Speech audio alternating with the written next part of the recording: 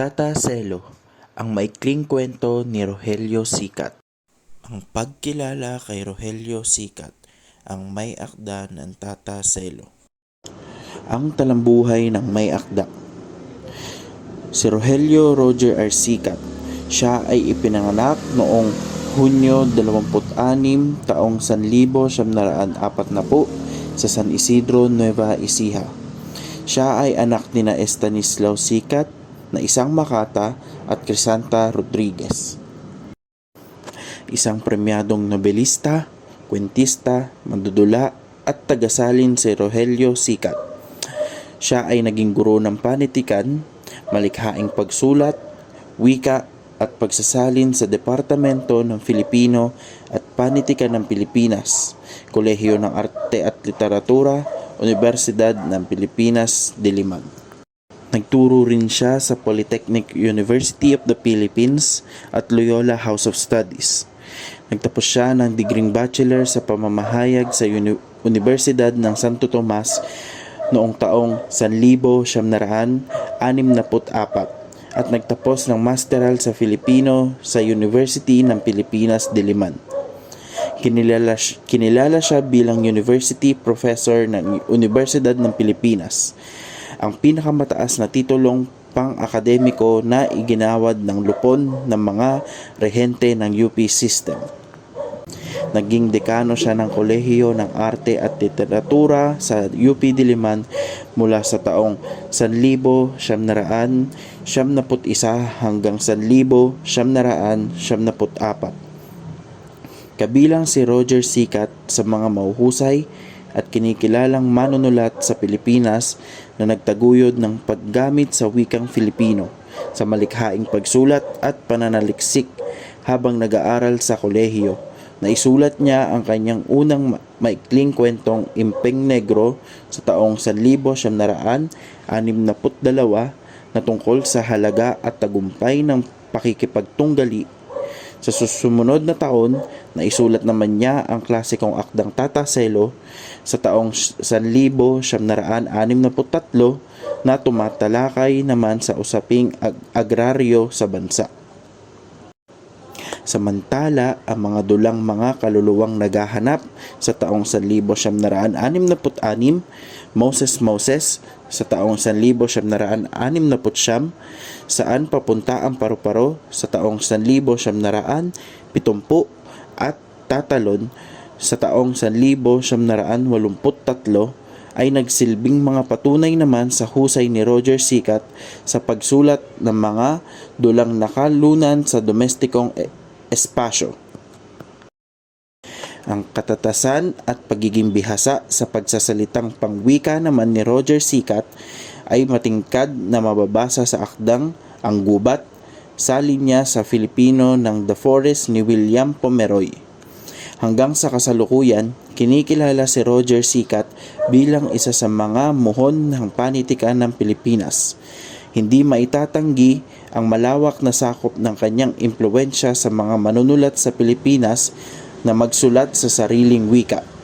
Kabilang siya sa mga manunulat na nagsulong at nagpaunlad sa wikang Filipino sa pamamagitan ng pagsulat ng mga malikhaing akda, salin at panunuring pampanitikan sa Pilipinas. Si Roger Sikat ay sumakabilang buhay sa taong 1978. Tauhan. Tata Selo, isang byudo na may anak na dalaga. Pagsasaka ang kanyang ikinabubuhay, ikunulong siya dahil tinaga niya ang kabesa de barangay ng kanilang bayan. Siya'y may anyo ng isang dukha, isang kahig, isang tuka lamang. Kabesang Tano. Ang kabesang nasawi dahil tinaga ni Tata Selo. Ito ang nagmamay-ari ng lupang sinasaka niya. Binatang mayaman. Siya ay maputi, matangkad at nakasalaming may kulay. Siya ang unang naroon sa munisipyo, nakapamawiwang, naninigarilyo habang inuusig niya si Tata Selo. Buhat ng ito ay naroon sa Istaked. Siya ay anak ng pinakamayamang proprietaryo sa bayan ng San Roque. Presidente o ang alkalde mayor. Siya ay may katabaan, nakabihis ng pangmayaman at may napakakintab na sapatos. Pinapunta niya si Saling sa kanilang tahanan pagkatapos nakausapin si Tata Selo sa kanyang tanggapan sa munisipyo at sa kulungan nito kinabukasan.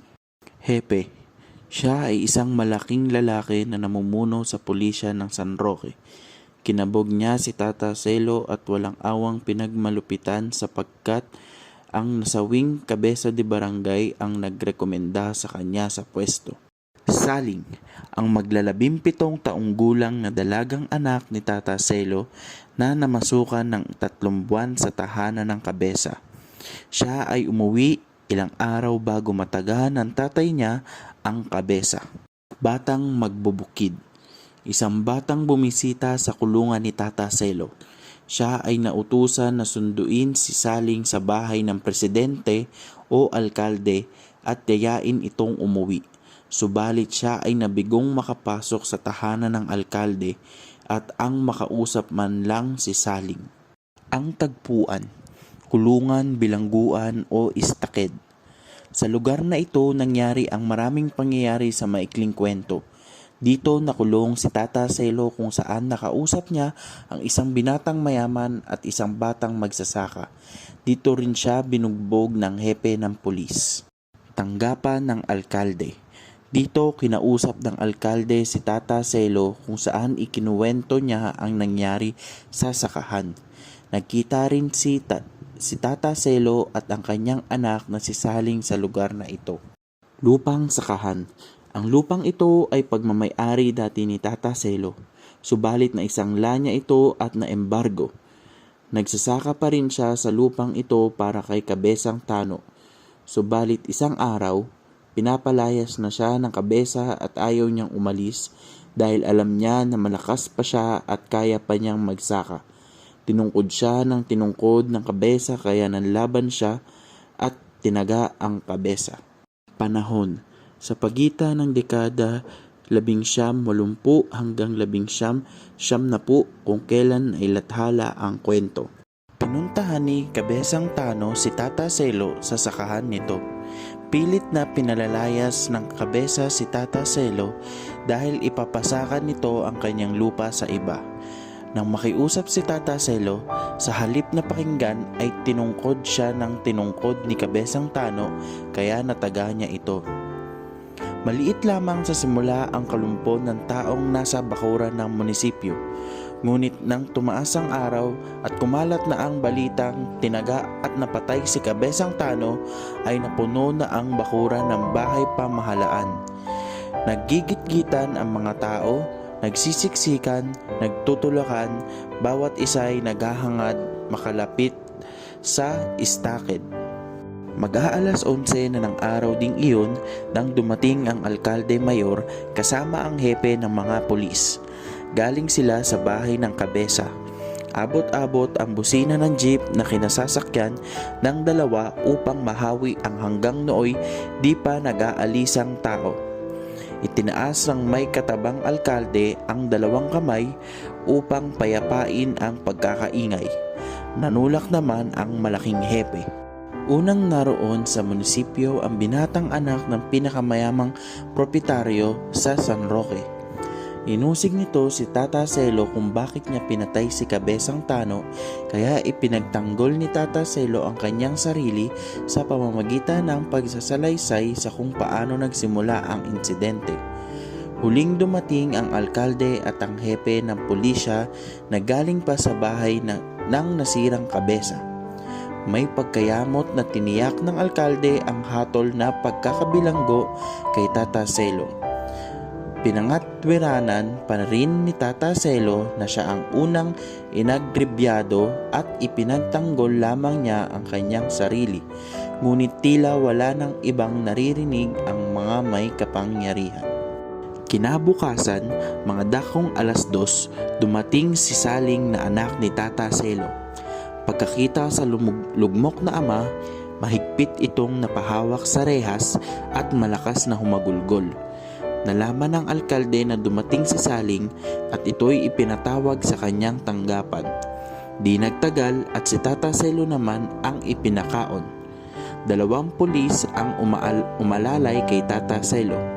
Nabubuwal sa paglakad si Tata Selo. Nakita niya ang babaeng nakaupo sa harap ng mesa ng presidente. Nagyakap ang mag-ama pagkakita. Sabay sabi ni Tata Selo na, "Hindi ka na sana naparito, Saling." Wika niya na napaluhod. "May sakit ka, Saling, may sakit ka." Mag-iika-4 na ng hapon.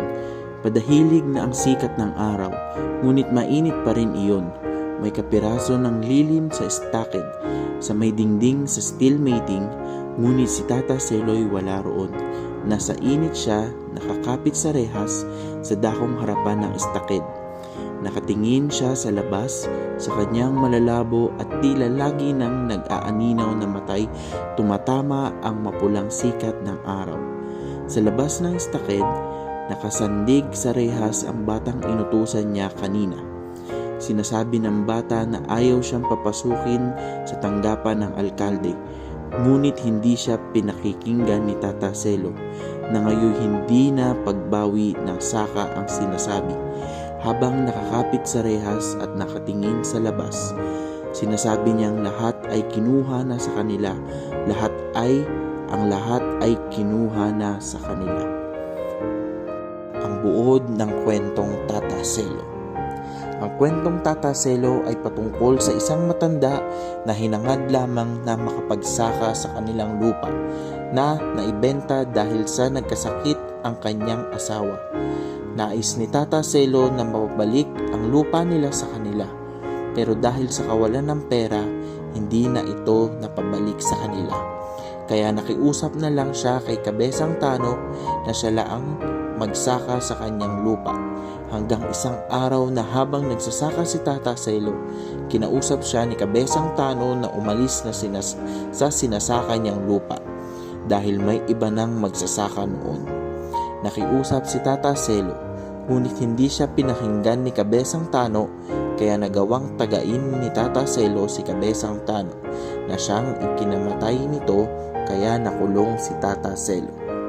Nagsimula ang kwento sa staked na kung saan pinagkakaguluhan ng mga tao si Tata Selo sa kadahilanang napatay nito ang Kabesang Tano na nagmamay-ari ng lupang sinasakahan ni Tata Selo, na ayon sa kanya ay pag-aari niya noon, subalit na isanla niya at naembargo niya ito. Nataga at napatay ni Tata Selo ang kabesa sa kadahilanang pinaaalis ito sa kanyang lupang sinasakahan. Subalit tumanggi at pinagpilitan ni Tata Selo na malakas pa siya at kaya pa niyang magsaka. Subalit tinungkod ito ng tinungkod ng kabesa sa noo. Paliwanag ni Tata Selo sa binatang anak ng pinakamayamang proprietaryo, sa alkalde at maging sa hepe na nagmamalupit sa kanya sa loob ng staked, na pawang mga kilala ng kabesa. Nang makalawang araw, dumalaw ang anak niya si Saling, na dati nakatira at naninilbihan sa kabesa. Subalit umuwi ito sa kadahilanang nagkasakit ito makalawang araw bago ang insidente. Nakakahabag si Tata Selo nang maisipan na lang nitong pauwiin si Saling sa kadahilanang wala na silang magagawa. Pinatawag si Saling ng alkalde sa kanyang tanggapan at pinuntahan niya iyon, at hindi nakinig sa ama nito.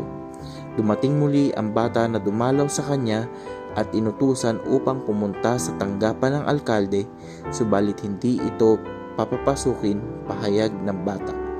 Hindi ito inalintana ni Tata Selo at sinabi na lang nito na inagaw sa kanya ang lahat.